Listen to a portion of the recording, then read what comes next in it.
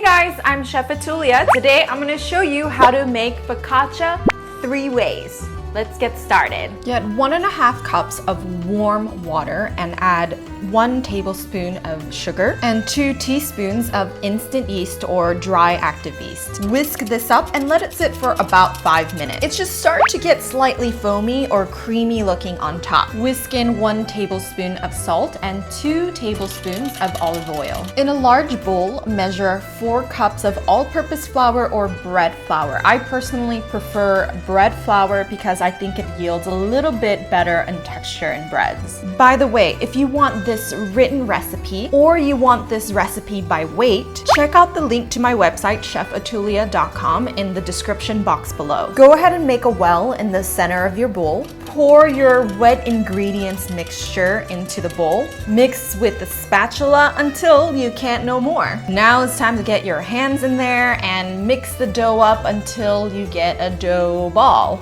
Your dough's gonna feel a little bit sticky at first, but that's no problem. Focaccia is supposed to be a quite wet dough. This particular recipe has about a 65% hydration rate, which makes the perfect focaccia as well as a dough that's easy to work with. Here I went ahead and oiled my surface and a little oil on my hands so that it's a little bit less sticky. Then I'm gonna knead my dough for about 5 to 10 minutes until I can get a smooth round ball. Go ahead and oil up a large bowl. I'm just gonna use the same bowl that I used earlier. Lightly coat the dough in oil so that it doesn't stick to anything. Go ahead and cover this up tightly with some saran wrap. If you're in a pinch for time, then you can let your focaccia dough rest at room temperature for 3 to 4 hours or until it's nicely doubled in size.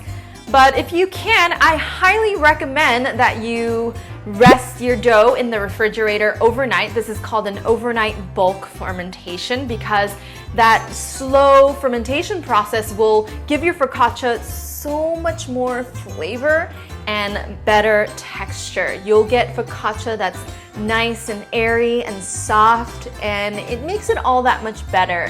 So I think the secret to great bread really is time. I went ahead and made some dough yesterday and refrigerated it overnight. Then I took it out of the fridge and let it sit at room temperature for about 30 minutes so that the dough is more malleable and easy to work with.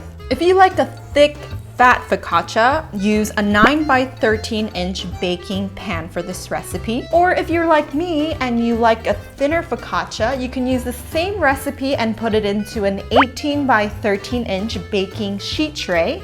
Generously coat your pan in oil. This will help your focaccia get nice and crispy and also prevent it from sticking to the pan. Transfer your dough straight into your pan. Gently stretch and spread the dough onto your pan. It's okay if your dough does not want to stretch out to all 4 corners. You can just let it rest for 10 to 15 minutes and come back to it. Eventually, you'll be able to get it to all 4 corners. Lightly coat the top of your dough with a little bit of oil to prevent it from sticking. Then cover your dough and let it rise until it's doubled in size. So while we wait for our focaccia dough right here to proof, it's getting its final proof now, I have prepared our topping ingredients. Once your focaccia dough has doubled in size, drizzle some olive oil on your dough. Take your fingers and create dimples across the entire focaccia. At this point, your dough should feel pillowy and soft. Now we're gonna go in with the toppings.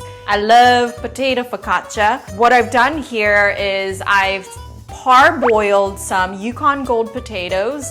So until they're half cooked, it only took about 5 minutes or so. And I've tossed them in some oil and some thyme, rosemary, salt, and pepper, and a little nutritional yeast. And you're just gonna take your potatoes and press them into your focaccia, making a nice, beautiful row. And this potato focaccia is so good. If you have a favorite focaccia topping of your own, please write it in the comments below. I would love to learn more topping ideas. And there's some herbs left in here. And of course I'm using fresh herbs. So I got my third of my focaccia filled with potatoes. Now we're gonna go in with the classic. It's tomato, olives, and some fresh herbs. And the tomatoes are in season right now, so I highly recommend trying this one. What you're gonna do is you're just gonna poke a few tomatoes into your focaccia dough. So the tomatoes I cut half lengthwise, and I also cut the olives, Kalamata olives, in half lengthwise as well. You don't want to get like huge chunks of olive in your focaccia because then you'll just be like, oh, that's really salty. Oh, some fresh herbs. I have some rosemary that I've destemmed and roughly chopped. This is thyme that I've also destemmed and like roughly chopped them. So rosemary, like that, sprinkle around, and then a little bit of thyme if you have. And then keep in mind, the olives are quite salty, so what I'm gonna do is I'm gonna take some of my flaky salt. This is a wonderful Malden smoked sea salt. If you've never tried this stuff, it's good sprinkled on anything. And I'm not gonna sprinkle over the olives. I'm just gonna sprinkle little bits. Just don't go too crazy because these are flaky salt, it's quite salty.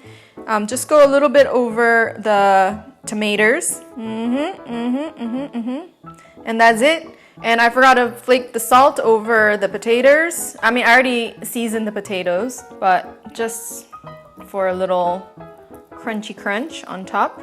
And I have some nutritional yeast. This is completely optional. If you don't like nutritional yeast, just skip it. But if you want to add a little bit of that cheesy flavor to your focaccia, it's really delicious. I'm gonna sprinkle a little bit over the potatoes as well. Okay, and the last third of my focaccia, I am going to make my favorite flavor. It's gonna be pizza.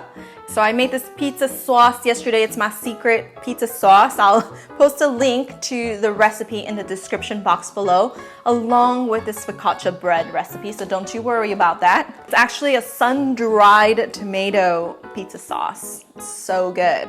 Okay, and you're just gonna dollop this on, and then go ahead and just kind of spread the pizza sauce around.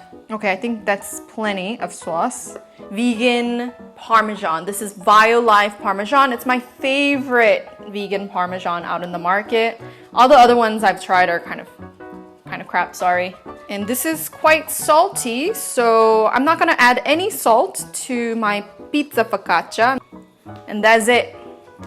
Now we're ready to bake this in the oven. I've had it preheated to 450. I forgot one thing, very, very important. Just one last drizzle of good quality olive oil. Okay, our focaccia's ready. Let's go pop it into the oven. It's really important to bake it in the middle of the oven so that you get even browning in the top, on the bottom. You'll know when your focaccia is done when you have a beautiful golden color on the top as well as the bottom. Should be nice and crispy on the outside and soft, light and airy on the inside. Focaccia really is best on the day that it's baked, but it also keeps really well in the freezer. You can reheat the slices in the oven at 300 degrees Fahrenheit until it's toasty and warm. Okay, time to taste the olive and tomato rosemary focaccia, the classic.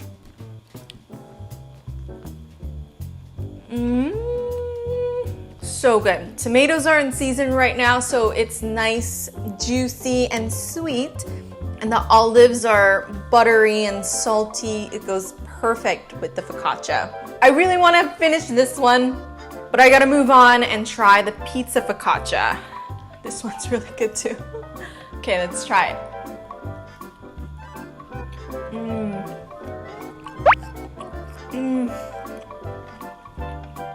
That pizza sauce is like a flavor bomb, especially because we added the sun-dried tomatoes to the sauce.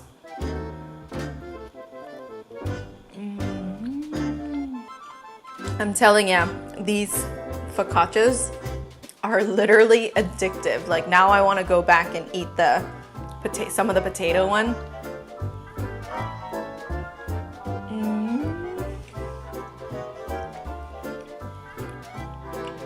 This is the best focaccia I've ever made.